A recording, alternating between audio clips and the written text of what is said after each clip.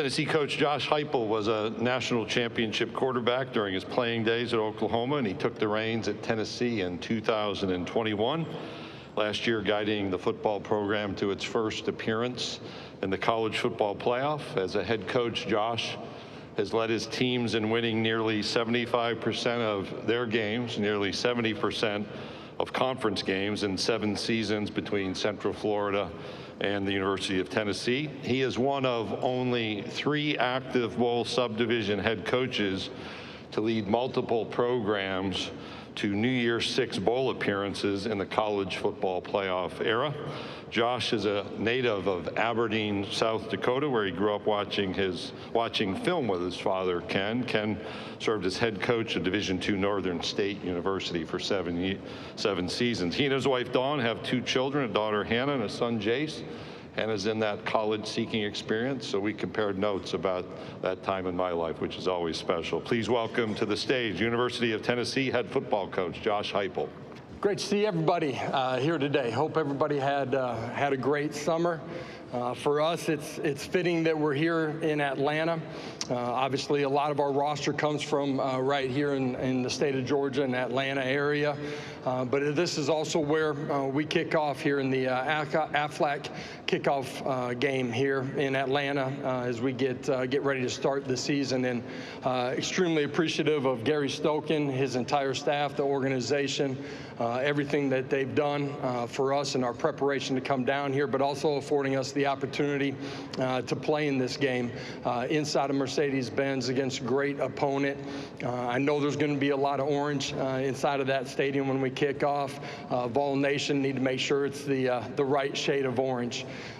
Embarking into year 5 as I was getting ready for today, I really rewound back to year 1 and how myself and our staff came to Tennessee and the adversity in which we took the program over. And I'm really proud of what we've done, from roster management to some of the recruiting things that we had to deal with.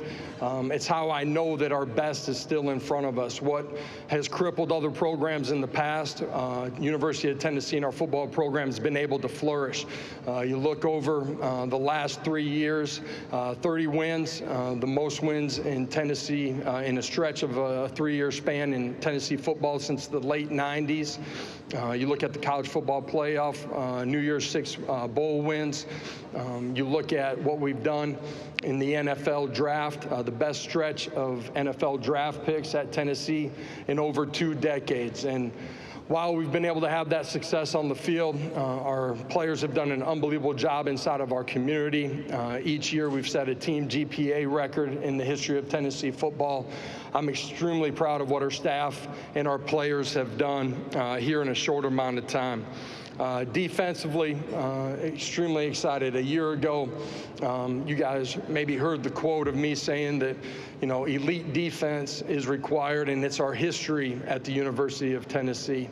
It's the home of Reggie White, Al Wilson, Eric Berry. 3 guys that may be one of, if not the best players at their position in the history of the game. And our defensive staff, led by Tim Banks, but our entire staff has done a great job. A year ago, you look at us, we're top 10 in the country in 6 defensive statistical categories. Since we arrived at Tennessee, lead the league in tackles for loss. Could not be more excited about what we've done, but also the future on that side of the football with the leadership and the players that we have inside of our program. Offensively, we found a lot of ways to win during the course of my career as an offensive coach and as a head coach through the air and on the ground, and have found a way to be elite, year in and year out. You look at what we've done, 2 SEC Players of the Year in the last 3 years, 1 at quarterback, 1 at running back. Last 2 years, we've led the SEC in rushing. The last 4 years since we arrived, we've rushed for 2,500 yards each year. Never been done in the history of Tennessee football. Really proud of what we've done, but the guys and the staff that we have to continue to grow as we move forward this year into the 25 season. I know when I open it up for questions, the first one will be about our quarterback situation, so I'm going to touch on that a little bit here as I get started.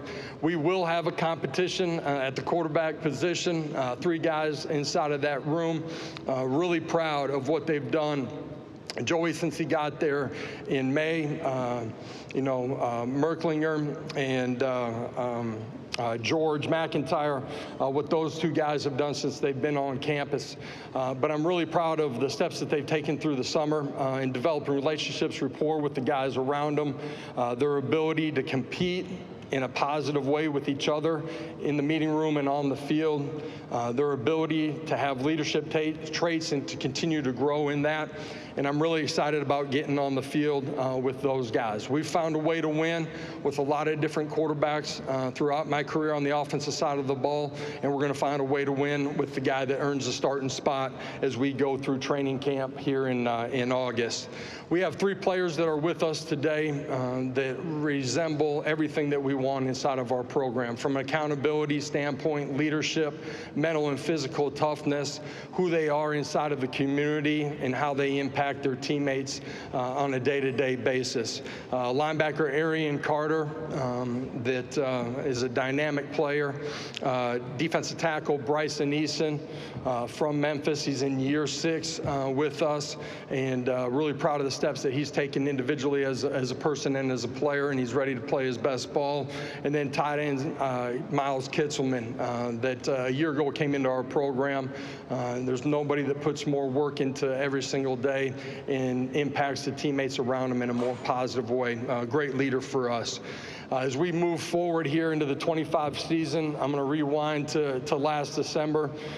Everybody inside of our program didn't like the taste in their mouth as the season finished up in late December.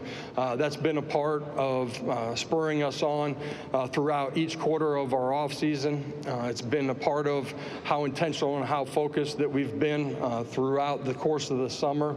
And I'm excited to go compete with these guys when we get here to training camp.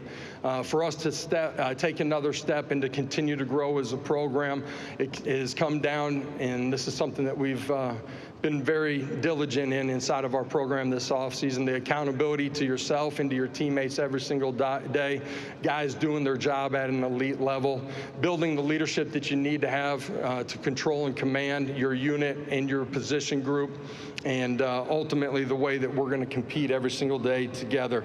Our young guys don't have time to be young as we get to the fall, and that's been a part of the message that our leadership has applied to the young guys inside of our program. I'm extremely excited about the young talent and the young competitive traits that we have inside of it, but we got to have a great training camp here to go be the best version of ourselves as we get ready for the season.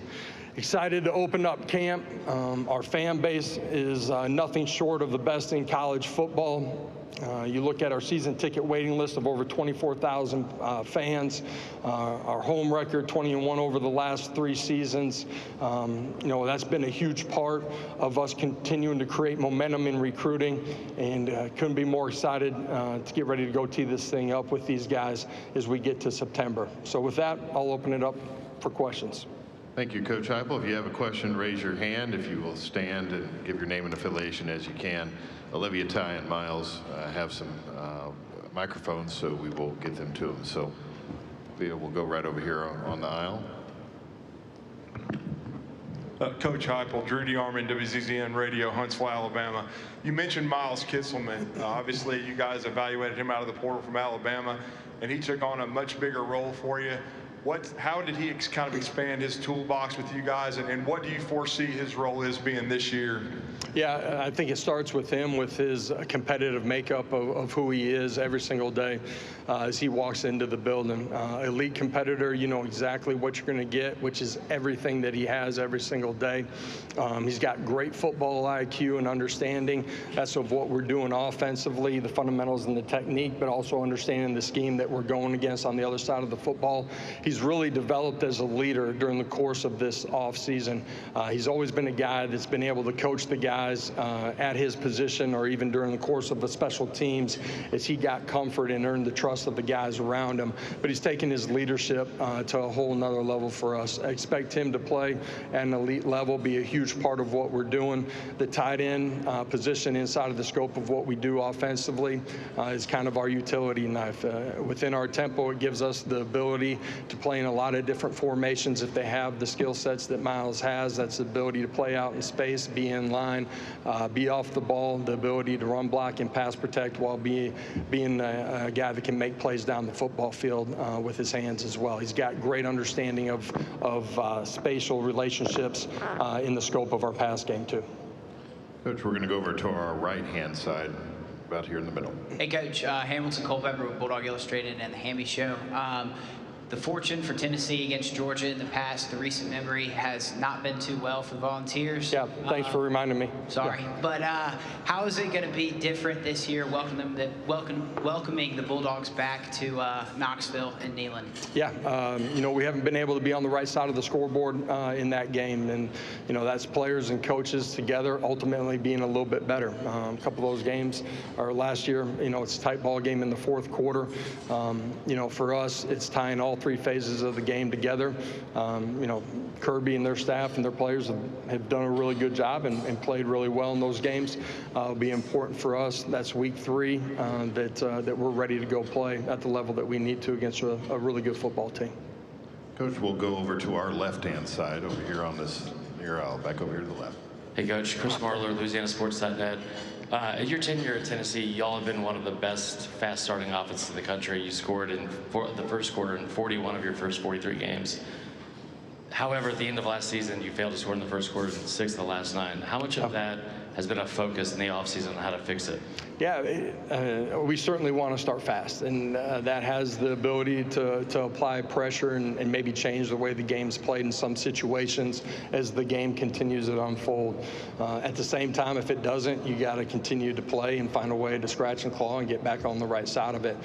Proud of a lot of what we did, not starting fast last year, competitive makeup to continue to play. It could be offensively, but it's ultimately all 3 phases playing together, having an expectation that somebody's going to make a play that makes a difference in the game. For us, you rewind and look at what happened early in ball games last year. It ultimately became a little bit of a snowball effect. First ball game, we're turning it over twice inside of the red zone. And that comes down to the small details, fundamentals, and technique that you're embarking on as soon as you're starting your offseason. You're on the field during the course of spring ball and certainly during the course of summer and training camp. And, you put those little things together, ultimately that becomes what everybody sees and talks about. And for us, the attention to detail on the offensive side of the ball could be snap, could be meshes with the running back, could be protection, could be reading progression for quarterback. All of those things got to come together for us to be what we want to be, which is a football team that starts fast. Coach, we're going to go down the center aisle, 3rd row. Barry. Yeah, Barry Trammell, Tulsa World. Hey, Bear.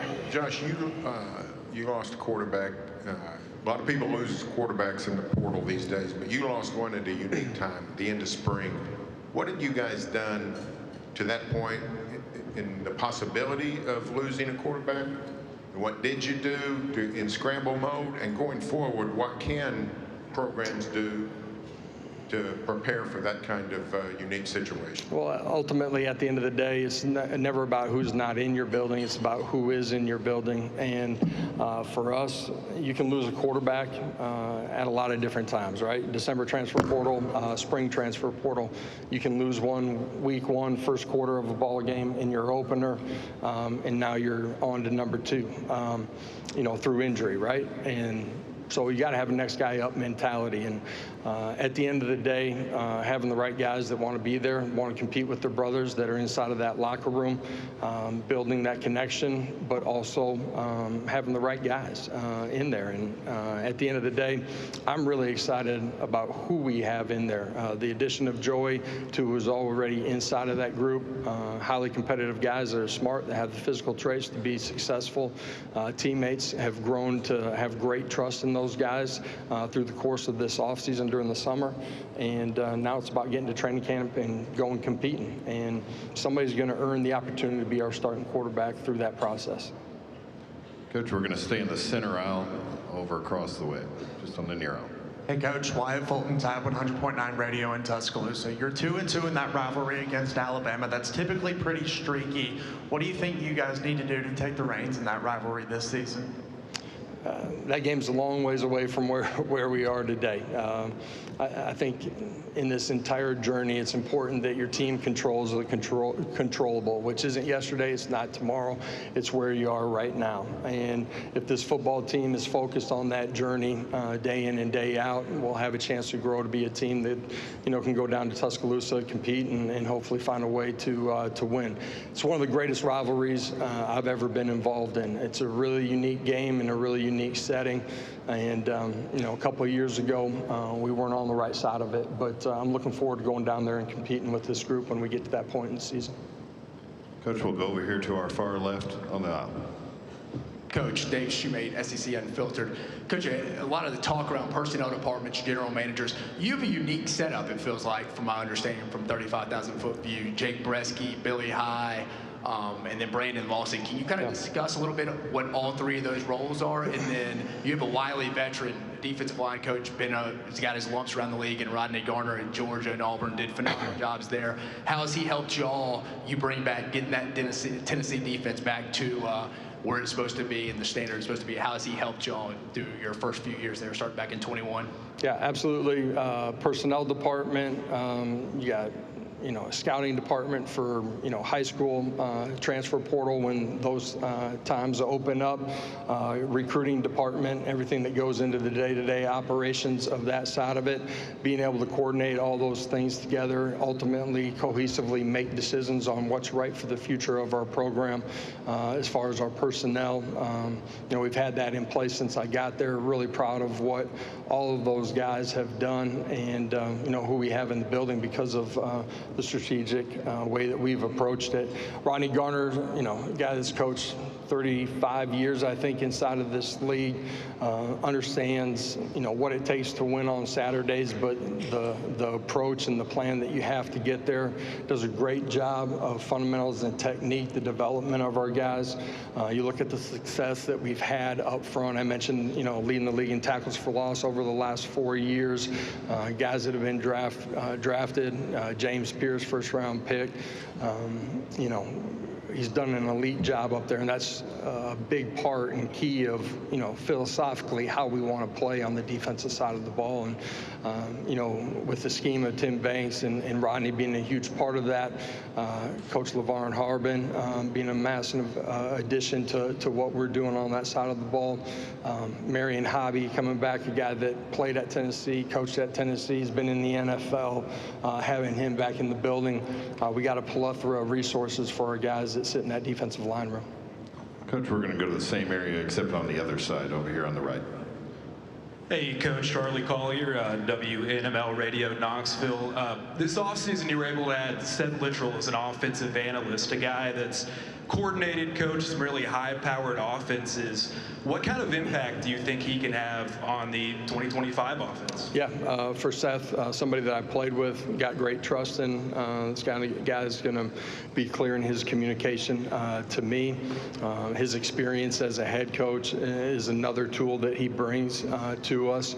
He's had elite offenses with great players, done it at an extremely high level. His knowledge, expertise, his understanding of some of the things that we do offensively and the ability to creatively bring some things that maybe are good additions to what we're doing. So Seth has been great for us since he got there in February, and expect him to be a big part of what we're doing.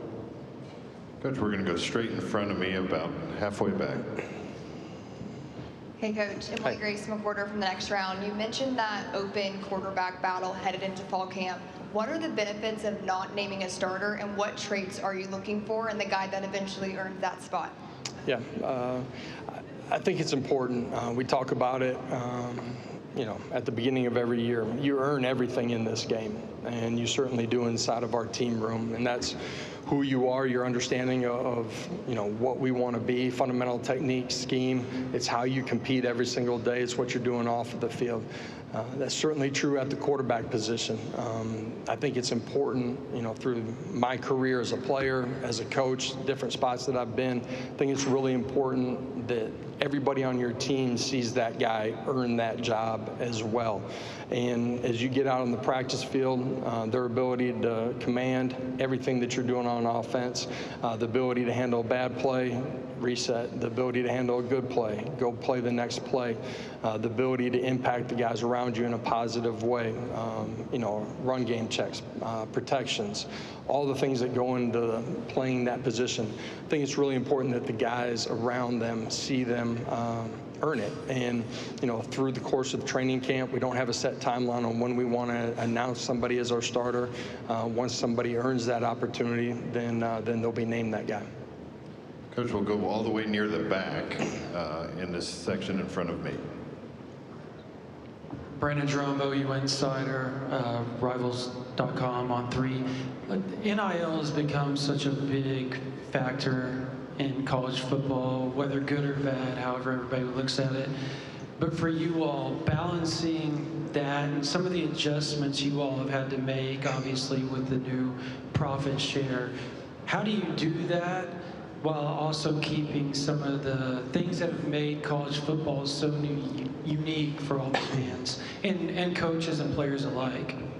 Yeah, certainly what's happening around the game has changed quite a bit, and certainly recently has changed dramatically. But what it takes to be successful once the ball is teed up has not changed. And so you got to have tough, smart, relentless competitors that love football and care about the people around them. And throughout the recruiting process, we're trying to not just identify the physical traits that you're looking for, but also those personal characteristics and trait and competitive makeup as you try to build a locker room of the culture that you want to have. And you got to constantly help that grow and foster that, but you got to recruit to it as well. So that's something that our staff, our personnel departments are all intentional on.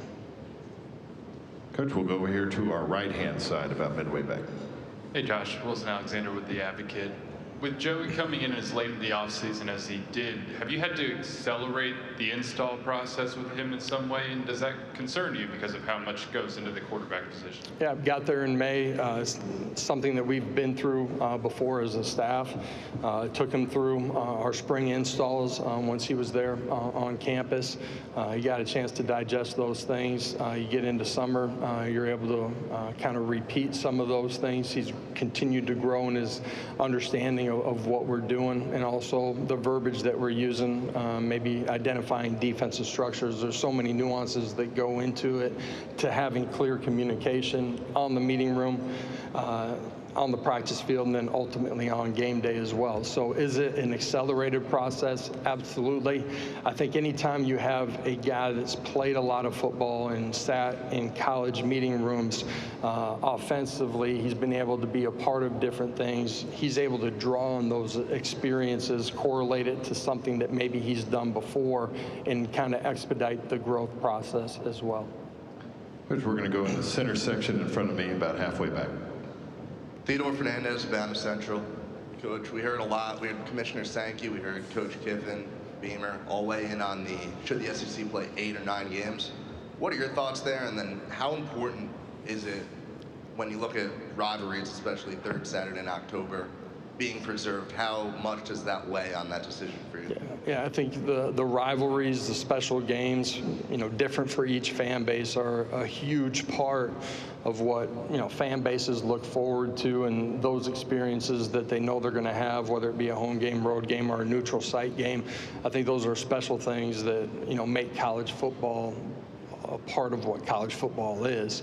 And certainly you got to balance the ability to play our conference and be able to travel and experience different sites. I'm going to leave that to the commissioner to find the right balance on that side of it.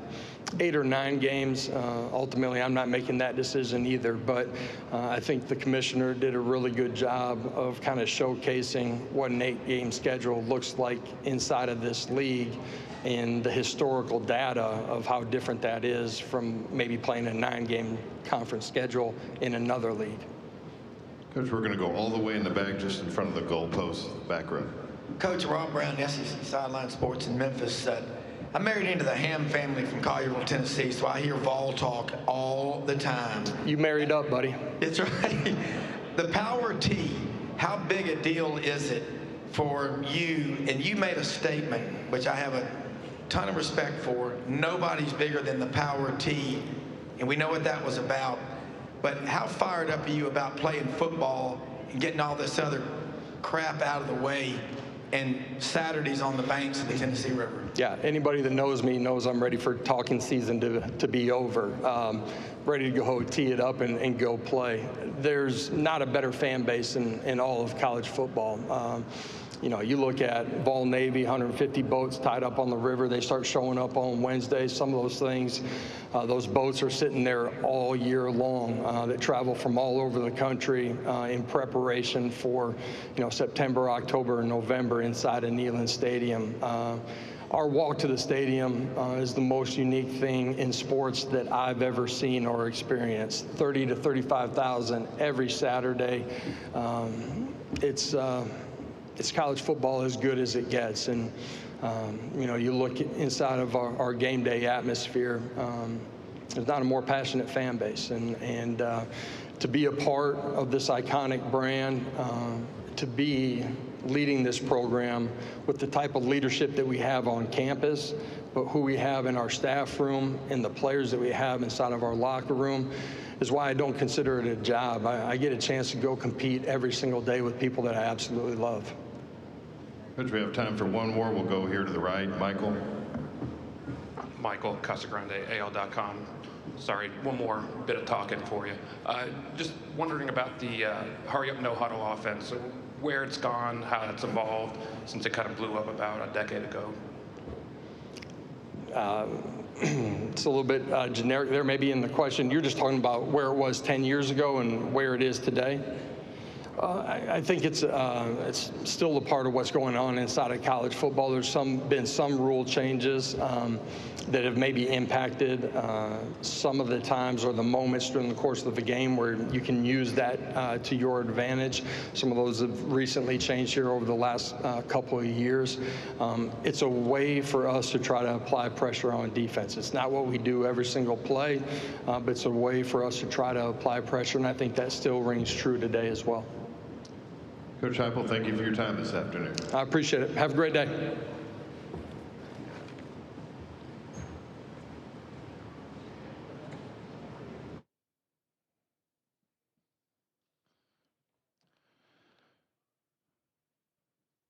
Here in about 10 minutes, we'll be joined by Tennessee players. Bryson Eason will be to your left at the front of the room, position 1.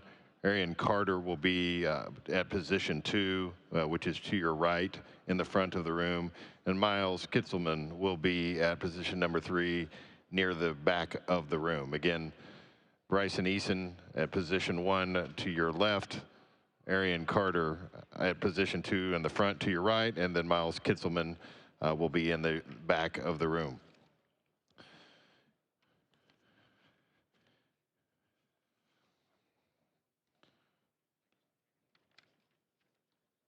Again, a reminder, just outside the entrance to this room, invite you to a snack break and some popcorn and learn more information on ESPN's new direct-to-consumer service and enhanced app that's coming this fall. They've got the popcorn, as I mentioned, at a table immediately outside the tunnel of this room. They'll be there till 5:30, so be sure to stop by, get your popcorn, and learn more about ESPN's new direct-to-consumer service. Again, media party this evening, hosted by the Chick-fil-A Peach Bowl and Mercedes-Benz Stadium at Stats Brew Pub from 7 to 10 p.m.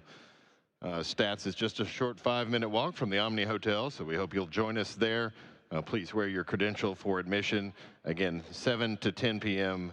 at Stats Brew Pub. This afternoon, you should be receiving your preseason All-SEC ballot. All registered media will receive that this afternoon. You'll have until 5 p.m. on Thursday to submit your ballots and predicted order of finish. The results will be announced on Friday. We appreciate your participation in that. Tennessee players will be here shortly, and we'll get started with those interviews here in a moment.